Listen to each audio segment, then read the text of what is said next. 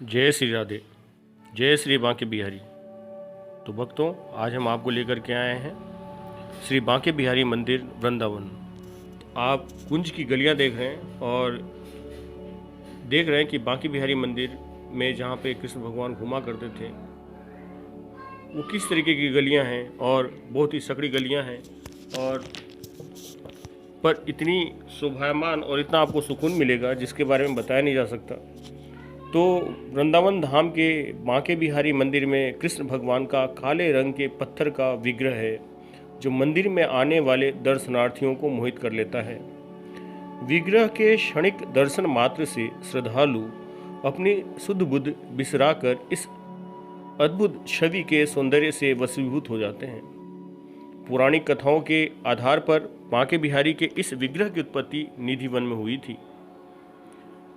कहा जाता है संगीत सम्राट तानसेन के गुरु श्री हरिदास जी श्री कृष्णा की भक्ति में लीन होकर निधिवन के जंगल में भजन संगीत किया करते थे। राधे कृष्णा स्वयं उनके रहस्यमय भक्ति संगीत को सुनने निधिवन आते थे। एक दिन श्री हरिदास जी के शिष्यों ने गुरु जी से कृष्ण के दर्शन की इच्छा जाहिर की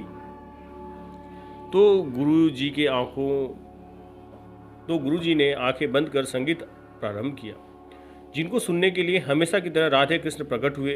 चारों तरफ अलौकिक प्रकाश बिखर गया। प्रकाश की चमक से शिष्यों के नेत्र बंद होने लगे। गुरु जी ने कहा, प्रभु, हमारे नेत्र आपके तेजस रूप को सहन नहीं कर पा रहे। हम जी भर आपकी छवि का दर्शन करना चाहते हैं। तब श्री कृष्ण भगवान ने कहा, मैं भी भक्ति और प्रेम के वशीभूत हूँ और मैं तुमको छोड़कर नहीं जाना चाहता। ऐसी कुछ कहानी है श्री बांके बिहारी जी की।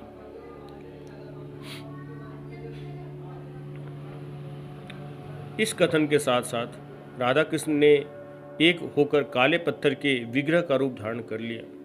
कुछ वर्षों के पश्चात इस विग्रह के बांके बिहारी मंदिर में स्थापित कर दिया गया और भक्तजन आज तक कृष्ण के साक्षात दर्शन का लाभ उठा रहे हैं, जिनके दर्शन करने पर साक्षात कन्हैया का अनुभव होता है। कहते हैं, यदि कोई बिहारी जी के मुखारबिंद को एक टक निहारे तो बिहारी जी प्रेम वश या भक्तों की व्यथा से द्रवित होकर उनके साथ चले जाते हैं। ऐसे हैं आपके हमारे श्री बांके बिहारी। तो इसके बारे में कई कथाएं प्रचलित हैं और हम बांके बिहारी मंदिर के करीब हैं और पहुंचने वाले हैं।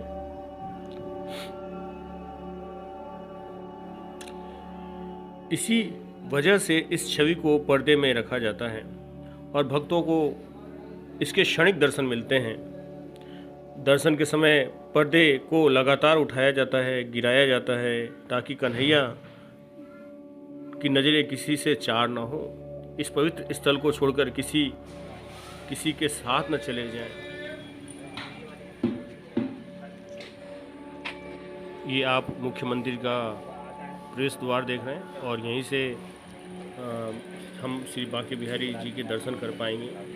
तो बांके बिहारी जी का मंदिर, और ये इसमें कंस्ट्रक्शन वर्क चल रहा है अभी, जिसकी वजह से ये आगे लगा रखे हैं और बहुत ही बांके बिहारी की छवि जो है बहुत ही सुंदर और मनमोहक है, जिसको आप देख पा रहे हैं।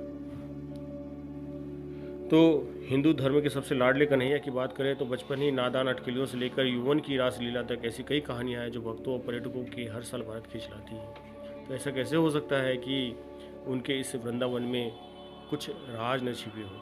तो यहाँ कई राज छुपे हुए हैं। बताया जाता है कि वृंदावन के रंगमहल में हर रोज आते हैं श्री कृष्ण। आप चौंक जाएंगे कि वृंदावन के मशहूर निधिवन में बना है रंगमहल, जो जिस जगह जिस राधा के कृष्ण का कमरा भी माना जाता है। यहाँ पर आपको श्री कृष्ण की प्रतिमा, एक चंदन की लकड़ी से बनी हुई एक चारपाई और रोजाना इस्तेमाल होने वाले सामान नजर आएगा। हर शाम आरती के बाद यहाँ के पंडित इस कमरे में चांदी के गिलास में पानी, दातुन और बिस्तरों को ऐसे तैयार करते हैं जैसे कोई रहने आ रहा हो। और मानो या न मानो, यहाँ हर रात एक मेहमान आता है और वो भी है श्री कृष्णा। आपको इसके सबूत मिल जाएंगे, चमत्कार या रहस्य। लेकिन हर सुबह रंगमहल खुलने पर पानी का गिलास आधा खाली, इस्तेमाल की हुई दातुन और बिस्तरा कुछ यूँ बिखरा होता है जैसे कोई रात को यहाँ गुजार रहा हो। तो जय श्री राधे। और यदि हमारा चैनल सब्सक्राइब नहीं करा तो सब्सक्राइब कर दें।